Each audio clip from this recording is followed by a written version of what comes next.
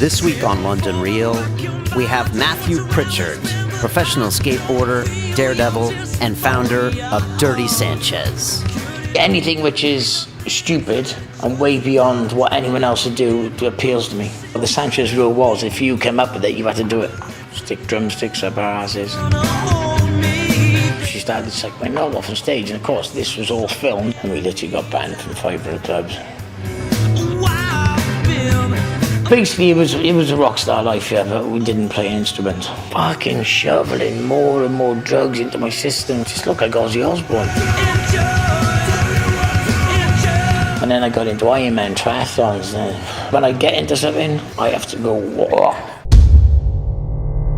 London Real presents Matthew Pritchard, Dirty Sanchez. Everyone's too fucking goody-goody. I am here in fabulous Green Park in central London. Behind me, over my shoulder, is Buckingham Palace, where the Queen lives. But this week on the show, we have a different kind of Briton, not from the royal family, but from Wales, and that is none other than Matthew Pritchard. You might have known him from the early days as part of Dirty Sanchez. And these were the guys that you would have probably first seen on MTV over here in Britain, that were known as skateboarders that then went the extra distance to pranks, stunts, and absolute madness. And some guys compare these gentlemen to the folks in America known as Jackass and Johnny Knoxville, but anyone in the know realizes that these guys are cut from a different cloth. They take things to the next level and then beyond. And once you listen to Matthew Pritchard here, you'll understand why, because Matthew is a very unique guy, one that I quite like a lot, one that I don't know if I'll ever understand fully, but he's a guy that is born to do extreme things. And when you start cutting through the surface of some of the things he does on stage, you start really understanding that he does a lot of crazy things, including some extreme endurance feats that are quite hard for me even to imagine. Swimming across rivers, walking the entire distance of Britain from end to end, and there's more and more. And so this guy is extreme in many different ways, and I think we can learn a lot from these types of people. Not to mention his whole resume as part of Dirty Sanchez, the ride he went up. He was literally rock star status here in Britain at the time. And so it was great to sit down with him. I believe he's the second most prominent or only Welshman we've had, second to Howard Marks, who we were really proud to have on the show, and someone that he knows very well. And our thoughts go out with Howard at this time in his life. And so thank you so much for Matthew coming on and giving it to us straight. There's some points in where he says some things that I don't think have ever been said on this show. And so it was fantastic to have him on, and I think you're really gonna enjoy this show. So there you go, there you go. As I walk through Green Park, I just looking at all this grass, and it makes me think of the grass-fed butter I consume every day, and that goes with the Bulletproof coffee that I consume. And if you're not familiar with Bulletproof, they're a company that does things a little bit different. They look at some of the best things we can put into our body and how we can get the most out of them. You can call that biohacking, you can call that reducing toxins in your system, but they're just a fantastic company with a fantastic idea.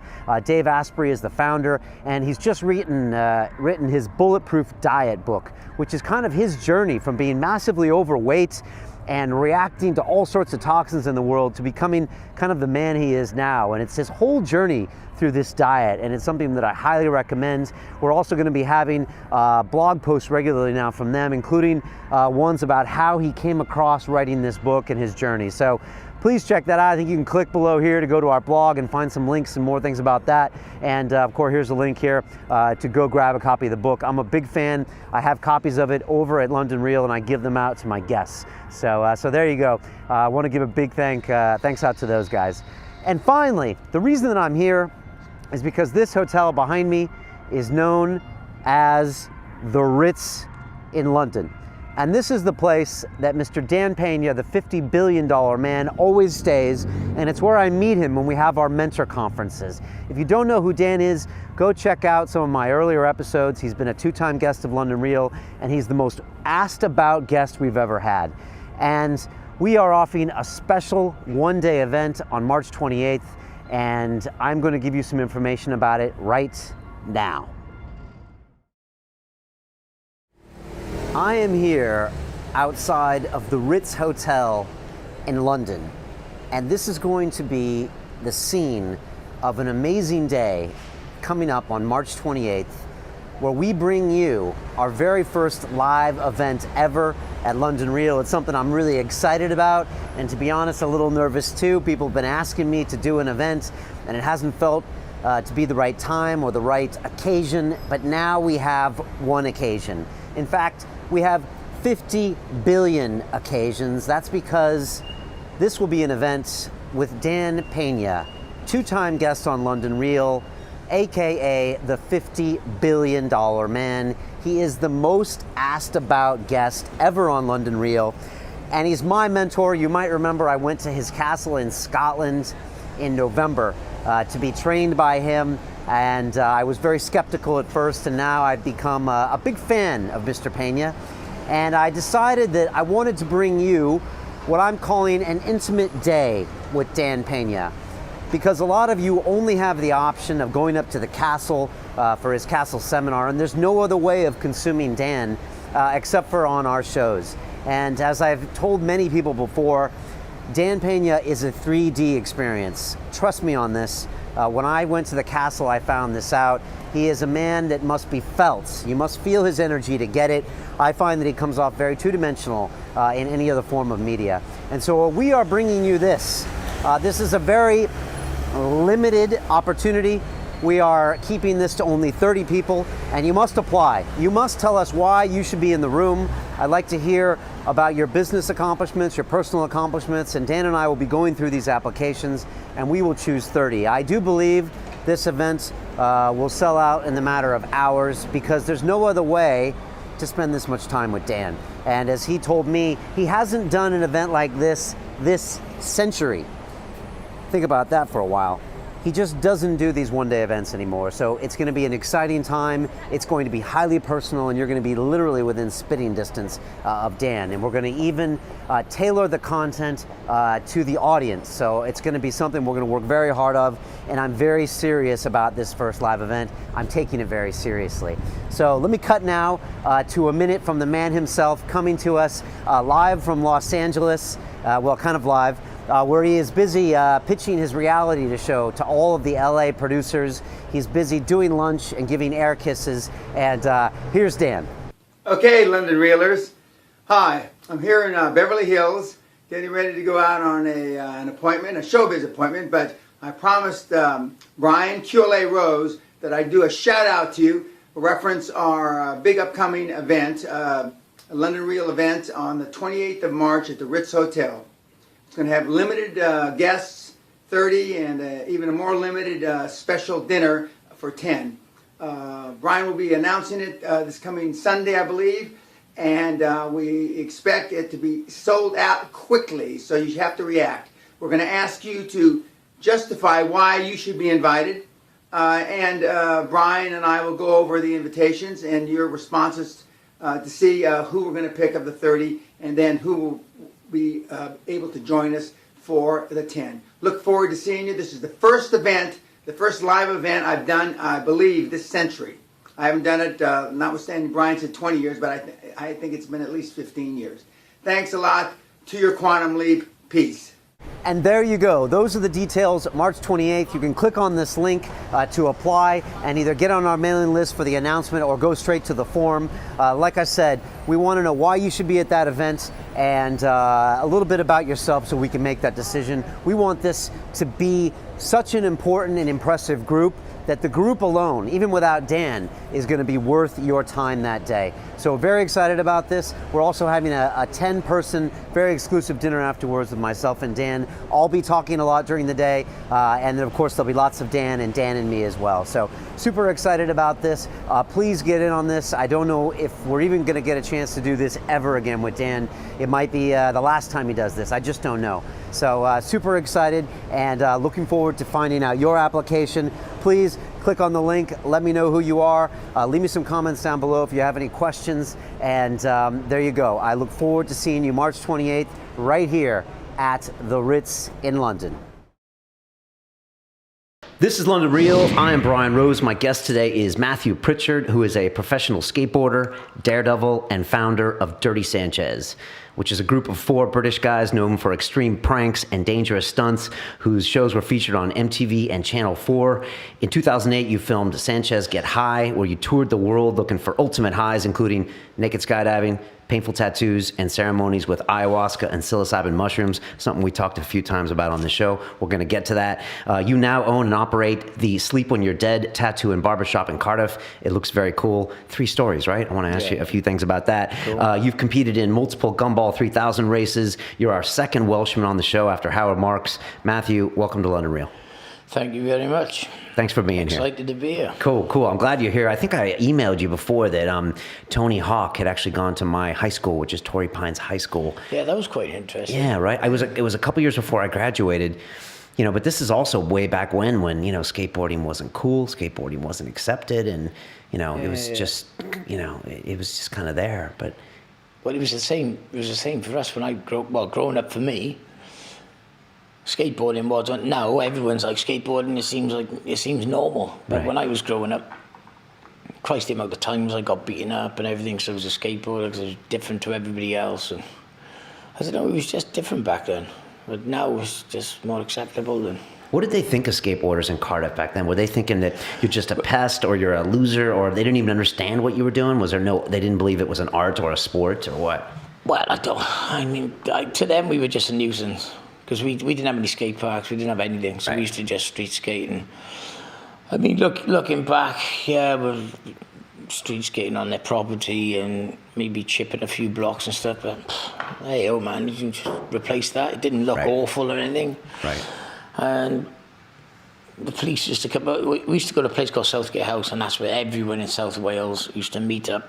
And we'd all go skating there, and that's where most of my friends, which I've got today, that's where I met them, at Southgate House. And then the police would turn up in the big vans, and we'd be like, yeah, because we were young, we'd have to do a runner and skate away from them. We'd go 5-0 or police or something, and we just do a runner. But not just that, it wasn't just the police and the security guards. And right. I've had numerous fights with security guards over the years, just because we were skating on the land and they got heavy-handed, hitting you and stuff. And we were only young, like, say, late teenagers, early 20s. Yeah, it's almost just a power struggle, right? Yeah, I mean, they just want to. It was fight the power when we were younger, and right. But then now, slowly but surely, it started becoming. You got the X Games, you got all that kind of stuff, and then it became accepted, and it's just not as bad these days. But plus, there's more money in the sport. There's more skate parks. There's more events. The kids who are coming into it these days, they've got more. They got more skate parks. The skate parks dotted all over the country these days. Right. Plus, I think Tony wrote the book called Occupation Skater or Skateboarder. I mean, like now it's considered like a professional sport, and back then it wasn't considered anything, right? I mean, there was professional skateboarders, but obviously they weren't earning nowhere near as much as what they're doing nowadays. Right. And when it got to the point when I turned professional, I earned a decent living. Don't get me wrong, it wasn't nothing to write home about, but at the time I was working in a factory. Any excuse to get out of there was perfect. So. Right. I remember back in 2000, I was in New York City and I was working for one of the .com startups, and we had one of these T1 like high-speed internet lines. And I don't know if people remember back then, but there was Napster. And I remember downloading for the very first time something called CKY, which was Can't Kill Yourself, which was Bam Margera. The Bam Margera movies. And like, I don't know if people remember, but this is before Jackass, and this is like 2000. And these guys used to make like these hour and a half like films of skating, pranks. They would play music, and it was like, and you couldn't find it anywhere. It was not made for television or anything. It was just guys kind of having a good time, and there was like something pure about it because they were like making it for their other skater buddies, right? Yeah, they were providing videos just for the skate scene. Right. And I think it was because around that time, that's when Big Brother magazine were producing stuff like shit, and me and Dainton were doing stuff like Pritchard versus Dainton. Right. And I think it was just, at that time, just what skateboarders were like. We'd go out and we'd play pranks. We were all young as well, so we were in that kind of age group to do that kind of stuff. And you guys have cameras with you, video cameras. We had video cameras, they had video cameras, and I think it was like the start of, we all had video cameras, so let's film what we're doing and let's film the wind-ups. I mean, firstly for us, we just captured what we were doing, and we were known in the industry, well, me and Dainton especially, for going to like trade shows and stuff and messing around. We were the guys who fucked shit up and at the after parties and stuff. We caught it all on film, and then eventually we thought, well, why not make a video of it? And this was what year when you guys started playing with the video? 1998. Okay, so that's early days. That we started. Okay. And I think by the time it got out, it was about, but there was a massive hype. Like, we were hyping it. And then it came out in about 2000. Okay. And was Camp Kill Yourself around that same time? Like yeah, late it was 90s? all around the same time. They were just before us. Okay. And then, yeah, we just came out just before Jackass happened. Okay. So you put... Hence why a lot of people at the time said, oh, you're copying Jackass. But we literally just came out before Jackass. We didn't even know what was going on. Right. But then Jackass came out, and obviously our video came out, which was handy. Because I think MTV were looking for the same kind of program for the British market. Right, and obviously a talent scout noticed our Pritchard video. We had a meeting with her, and she organised a meeting with MTV. Now there's no YouTube back then, so how can they find your videos? Is it just bootleg tapes being passed around? We did some interviews in magazines and stuff. Okay. Plus we did a 10-minute little documentary on a show called Passengers on Channel 4. Okay. And they followed us, the four of us, me, Dainton, Joycey, Pancho, and that went out on Channel 4. So obviously people did know about it through the magazines and through Passengers, and this woman must have, she got my contact for the company I was working at the time, Globe Shoes. And she phoned me up and she said, oh, this is Martha Delap. I even remember her name. It's Martha Delap, we're interested in you coming for a meeting on MTV. And I just thought, this is somebody winding me up here. But you were a professional skateboarder at this point, so I was, yeah. But I phoned Dane, told him the same thing. He thought I was winding him up, that kind of. And then in the end, we just went to MTV, had the meeting, and that was it. And away it went. But they wanted us, they didn't want us to have our own show. They wanted us to be, me and Dainton, to be like the Ant and Dec, to find Britain's craziest people. Okay. And we just said, well, here we are. We're the crazy people. Yeah, right. We're the crazy people. And then another meeting, and so they agreed to follow us in our lives. And what do you make of that whole Jackass phenomenon? Like how it blew up in the States, and like, I mean, like, I don't even know where that came from, but it was a huge show, and you know, they did 4 or 5 seasons, and obviously Johnny Knoxville went big, and then Bam kind of was pulled into the fray, even though Bam was doing it way before that. And so then it kind of morphed into, I guess, what it is today, where they make the movies. Like, what do you make of that whole thing? I don't know, it was weird, because I remember, because Big Brother magazine came out, and they sort of found that guy called Johnny Knoxville. Right, who wasn't a skater. He wasn't a skater, right. He was just some normal crazy fucking dude. Right. And they sort of found him, and he was just more or less up for doing anything fucking crazy. And then they put it on one of the Big Brother videos, I don't know which one it was, but it was like, oh man. But then back then, that was fucking nuts. Like these days, anyone's done anything, what with YouTube. But back then, it was bonkers. And it just escalated from there. I think you have Bam doing his Camp Kill Yourself. You had Johnny Knoxville doing that with Big Brother magazine, and then they all just sort of joined forces and made this collective thing, which was Jackass. Right, because Johnny Knoxville, I think, got famous for Big Brother because he I think technically he shot himself in the chest with a gun with a bulletproof vest on, and then he sprayed himself with tear gas, and then he shocked himself with a taser. I think these were 3 short videos that he made for Big Brother before Jackass happened. And then that happened, and then he kind of seemed like they joined forces with Bam. But there was all these different personalities. It was like Steve-O was the circus guy, Johnny was the main guy, but he wasn't the craziest guy. And then Bam was like the skater guy. But then you guys took it to a whole another level of craziness, because I think you guys truly were crazier than these guys. I mean, that wasn't our intention. I think it's weird really how that happened, because we weren't normally like that.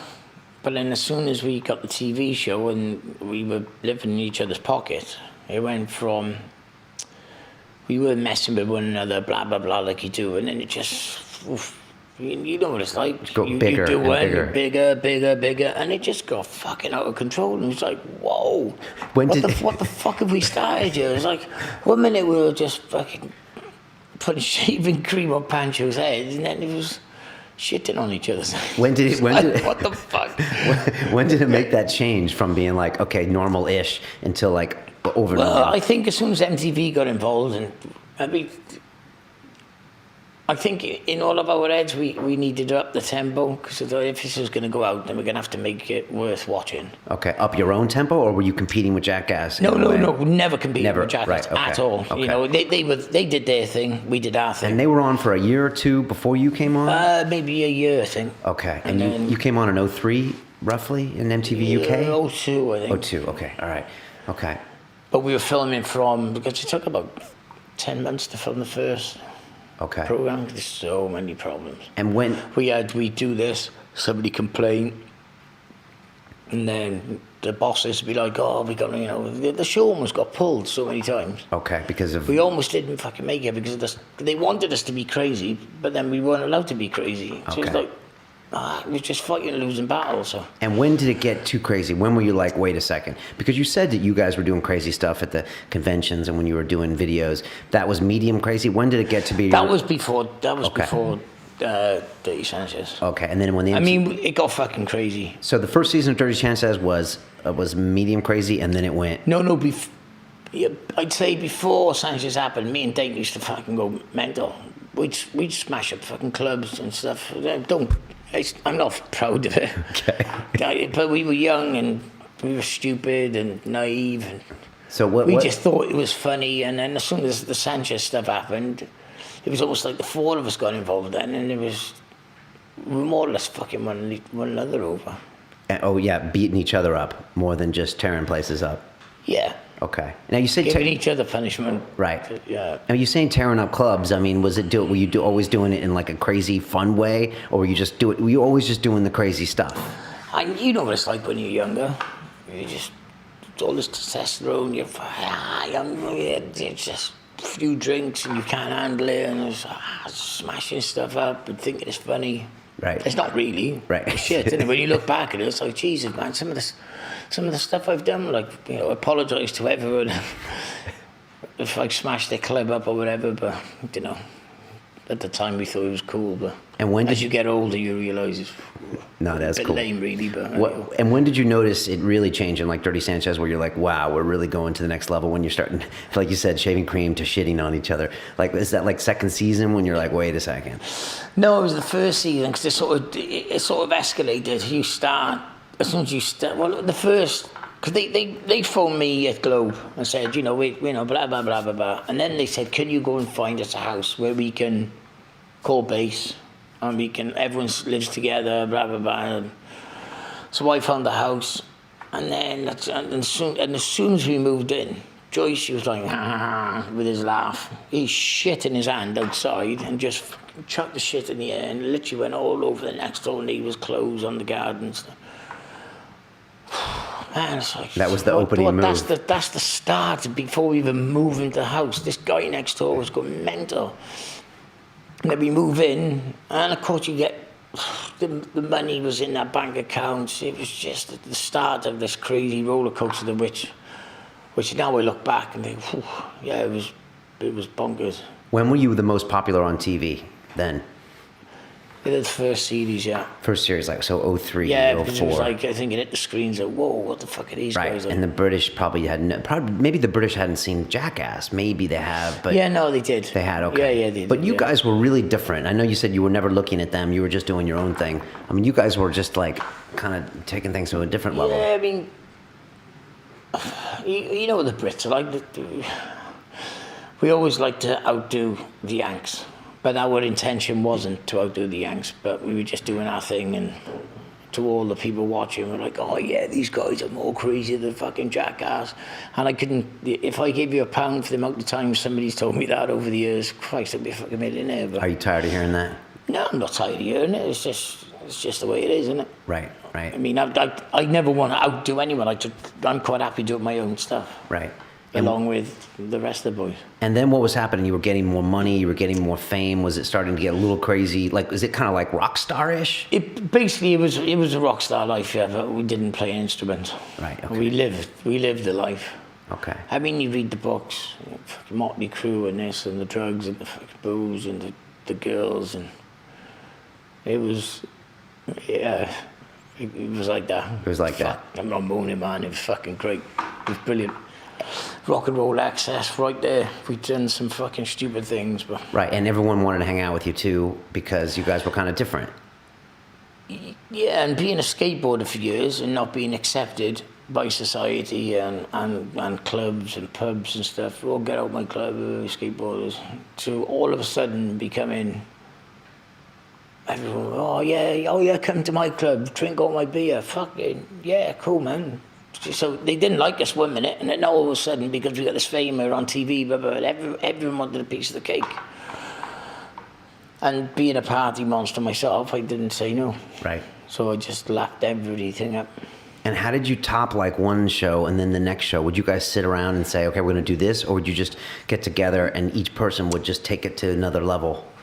Well, MTV had their kind of, you know, they'd have their researchers and stuff sitting down, coming up with various stunts and stuff, which some of them are good, some of them are bad.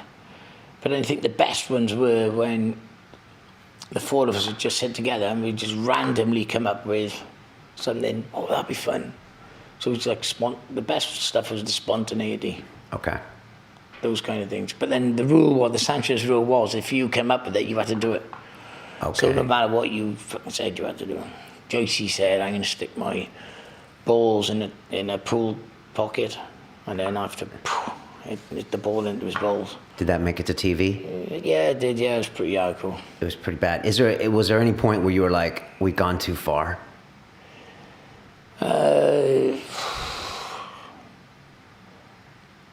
Not really. But I did end up we did play a game of Trivial Pursuit, and I had to try whoever came last. Of course, I'm not the cleverest person in the book. I came last, and I had to have a drill bit drilled right through there. Through the piece of skin in your hand. Yeah. Screaming, but it was that graphic they couldn't put on TV. So you did all that and it didn't make it to TV? No, and then I got home from London, fell asleep, so I woke up in agony, looked at my hand, it was just like a fucking tennis ball, and I'm like, ah, shit. Did a rusty drill and went to the hospital. Doctor said, how would you do that? And that never made it to screen? No, it didn't make it to screen. The doctor said, how would you do it? And I said, oh, I lost a Trivial Pursuit and I had a drill through my hand. And she's like, no, I'll tell the truth. And I was like, no, that's what happened. And he just looked at me daft and then put me in a bed. And I was in hospital for 8 days. Is it weird that when like your job on that show is to take things to the next extreme, especially with all those guys in the house, and then when you go out to a club and people meet you and they're like, oh, Matthew, oh yeah, you're that guy. Why don't you do some crazy shit? Is like does that start messing with your head for a while? Because you're like, I'm the crazy guy and now you want me to be the crazy guy? I can't tell you the amount of times that happened. Literally, as soon as you went out the door, that was it. You were public enemy. Everyone, oh, do this, do that, do that.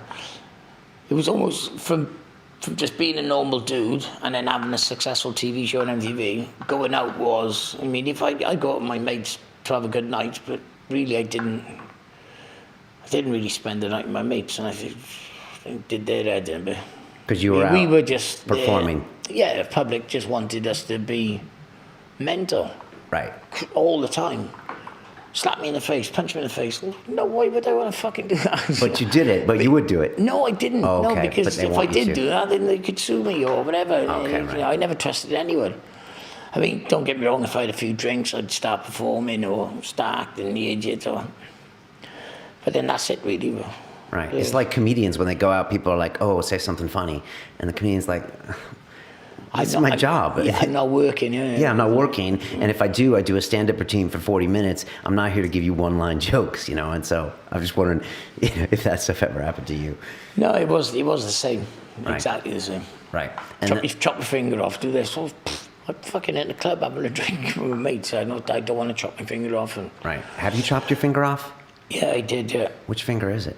Oh, it's all healed up. Oops, sorry, it's all healed up now. It's the end of this one. Right? It was part of the show, the Japanese show, I think, when we had, I can't remember. And was that on a whim? Were you just like, I'm going to chop it off now? No, it was part of the Yakuza. I had to regain my pride. Oh. I think it was the film. I had to regain my pride. So go into Japan to regain my pride. And the Yakuza normally chop the fingers off. Like, Right. So I had to do that, but I did it with a cigar cutter. Cigar cutter. And then Joyce, he had the skin. And then it was the end. It was just the end. It's all healed now. Did it hurt? No. It made it in the film. Yeah, it made it in the film. And then then I had the medic right there. Right there. And I knew he had morphine. So I was like, oh, this is really hurting me. I need morphine. I need morphine. He saw right through me. So I didn't get any morphine. He didn't give you any morphine? No. Japanese are a little touchy about that. Well, no, it wasn't Japanese. He was a British guy. Oh, okay. So you knew you were going to do it that day, and the cameras are rolling, and you're like, all right, it's time to do this. So you just chop. Did you know how much you were going to do? I mean, like, because if you go too far... Well, I did want to do get the bone. The whole tip. Oh, okay. From the joint. Okay. But then MTV, health and safety, no, can't do that. Not insured for that kind of shit. So. In retrospect, do you wish you had? I mean, do you think you'd miss it, or? Yeah, no, wouldn't give a shit. It's on your little finger. At least there was a story. So, fucking hell, dude, where's your fucking finger gone? Well, I had it cut off by the Yakuza. I had Brad Burton in here last night, the Tony Robbins of the North, the motivational speaker, and he's like, yeah, Matthew cut his finger off, ask him about it. And I was like, okay, maybe I will. So, people know you for it, so. Yeah. Did you meet any Yakuzas without their finger? We actually went to Joyce. He had a tattoo by one of the tattoos, the tattoo of the Yakuza. Okay. And the Yakuza got to find out we were there, and they actually went on a manhunt to try and find us. And we got warned, the director and the producer got warnings, get out of Japan now before we find you, or you're all fucked. So I was like, whoa. Because you're making fun of them in a way? Yeah, we weren't making fun of them. They don't mess around. They didn't want us to... Or do they want to cut? Yeah, they run just stuff didn't want us to be there. Yeah. Okay. And then literally it was like, oh, fucking, we were shitting ourselves. I want to fuck with the Yakuza.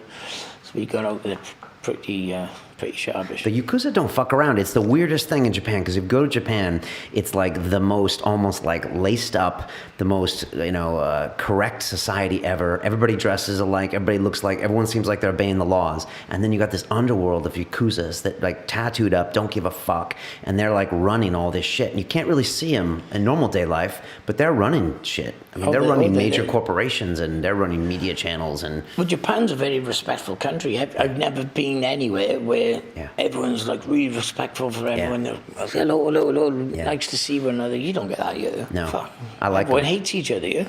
Yeah, I like them, and I can always tell. Yeah, I like it as well. And I can always tell Japanese tourists. Like a lot of people will be like, "Oh, those are Japanese." I'm like, "Those are Chinese."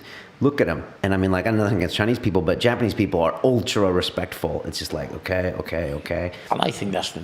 It's nice. You can't fault that, Yeah, great food as well. I just had sushi earlier. There you go. Just lovely. Just don't cut your pinky out. So all right. So Dirty Sanchez with MTV was like a few years, and then you guys branched out into films. How was the relationship with MTV? Did it it was great, it was mainstream, and then did it just quiet down after a while, and was it time to go do your own thing?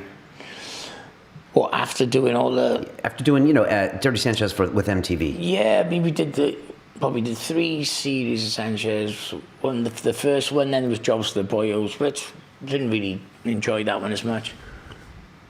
And then we did European Invasion, where we travelled around Europe. Yeah. That was fun. That was fun, It was more or less back to the roots of what we were all about. Which is what, kind of doing things spontaneously on location? Yeah, rather than having like Jobs to the Boyers, we had to go and do these jobs. It wasn't us. Was the European tour more pranks, or was it still more? Well, the 4 of us were stuck on a coach for 5 weeks. Okay. And just traveling Europe, going to various destinations, doing very stupid things. That's good for creativity, right? Yeah, I mean, but living in when that coach pulled up outside my house, I was like, yeah, man, a rock and roll coach. I've always wanted to go on one of them and just fucking live the rock and roll life. And it's all good for 2 days, and then you go, oh fuck. But then sleeping in the bus. It's character building, man. you get in each other's tits. You're living with each other, and then maybe, well, mainly me, I'd be at the back of the thing, wouldn't stop partying, music blasting there, trying to sleep, arguments happen, blah, blah, blah, blah, blah, blah. Everyone's biting each other's heads off. Right. But then I suppose that's the whole joys of travelling in a tour bus. Did you ever party too much? Did you ever like get to where like your heart stopped or something crazy like Well, that? Yeah, I did take it a bit too far. Well, what I think is a bit too far. I mean, just looking back, it was pretty hardcore. It just, money in the bank and just drug taking was. And youth money in the bank, and money, and celebrity, celebrity, and women left, right, and centre, and just drugs everywhere.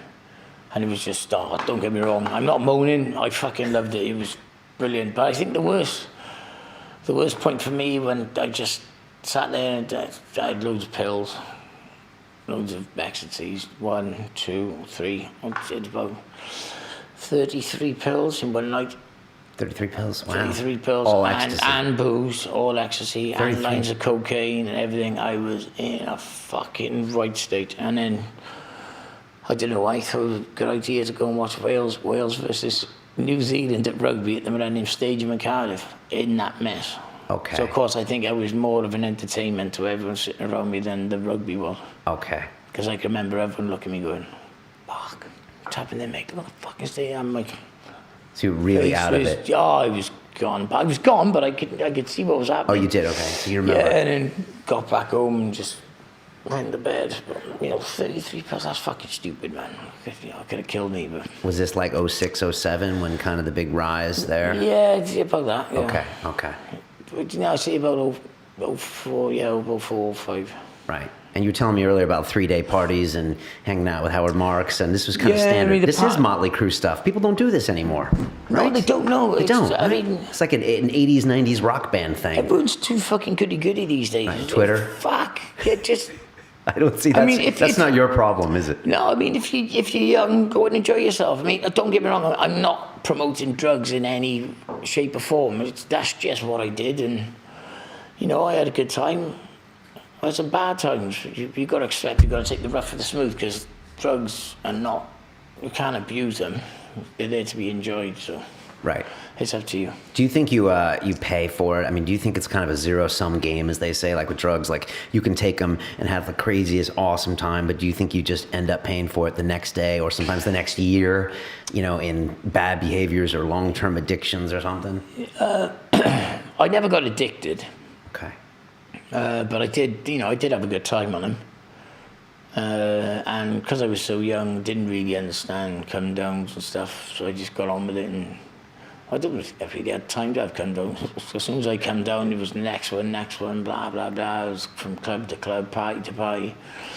But then slowly but surely, you start growing older, and other things become more important. Right. How old are you now? I'm 42. Okay, all right. So you were kind of like early 30s back then. Well, yeah, early 30s. Yeah, it's early 30s. So yeah. That was the height of my my party, and because don't get me wrong, because I was a professional skateboarder when I was late teens, early 20s, I didn't drink.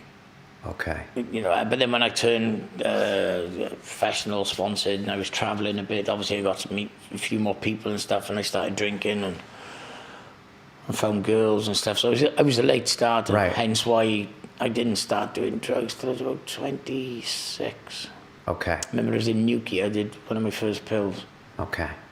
I like Newquay. Oh, that was a big one. The first one everyone always remembers. Man, that was the fucking beach. I sat on the beach, and God knows what I fucking said to this girl, but Christ almighty, it was fucking good fun. Oh, shit. Can you be a professional skater and drink and party, do you think? Yeah, I did at the time, yeah. Okay, but so it's doable. Yeah. When you're young, you can do that, but when you're older... Right. Takes a bit more. Okay, so MTV was like a few years, the TV show, it started to, the boom was there, did it start to slow down, and you guys were like, all right, it's time to do these movies and take it on the road, and I know in 2008 you went around the world for this the show come out, and then it just got massive, and I didn't really expect it at all. It was big, right? Yeah, I just thought I was going to do. Because MTV was huge then in the UK. I mean, people don't remember, but like around then, MTV was like, it was the vice of the day, right? I mean, it was the coolest thing people were watching. You guys were probably you guys were easily the most outlandish show, and it was a super popular show on that channel. So, and there's no YouTube back then, so people were watching that, right? Yeah, it was. I forgot what I was going to say. Yeah, no. Oh, what happened with the relationship? So you were on MTV, and it was like 3 years, 3 seasons, and it was getting really bigger than you thought it was. I didn't. I honestly didn't expect it to be as big. That's what it was. I thought I'm going to do one episode or one series, whatever, and that would be it. We did it, and then I remember going to Newquay for some skate thing, whatever, and we were queuing outside a club for Sailors Club in Newquay. Fuck. Next thing, whoa, Sanchez, the whole crowd waiting in the queue. Fucking realised it was us. I was like, shit. Whoa, what the fuck? What the fuck's happening? And that's when it hit me. I thought, everyone knows about this stuff, and then it just got fucking crazy. It just got bonkers.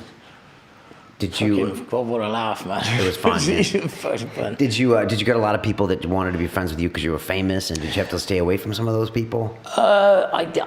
Me being naive, I took a lot of people in which I shouldn't have. Looking back now I'm older. There was a lot of hangers on. Okay. And I let them in with open arms. And what happened? I mean, a lot of people did see it, but they didn't say anything, or maybe they did, and I said, oh, no, they're all right. But then now the show's gone and the fame is gone. Those people are nowhere to be seen. But those friends that I had before are still there now. Right. So they could see the fame, and all they wanted was the guest list for the parties, the jumping on the bandwagon. And I suppose that's just what comes with... fame, unless you're clever and tell them to fuck off. Right. But, that's not me. I'm too nice. So. Do they take something from you, the hangers-on, like in that process? Or is it just kind of like, I thought they were my friends and they weren't? I tried not to... I know myself who the people are, but then why should I have to let it bother my life? It's just, it did piss me... It does piss me off thinking of it. That people would actually do such a thing. But, it's just holding the grudge, innit? It's just going to break you down, take away your positivity, give you a negative outlook on life. So it's interesting. It's what happened, and I'd like to think I've learned from it. So if it was ever to happen again, I know exactly what to do. Right. Yeah. So it's a learning curve, I suppose.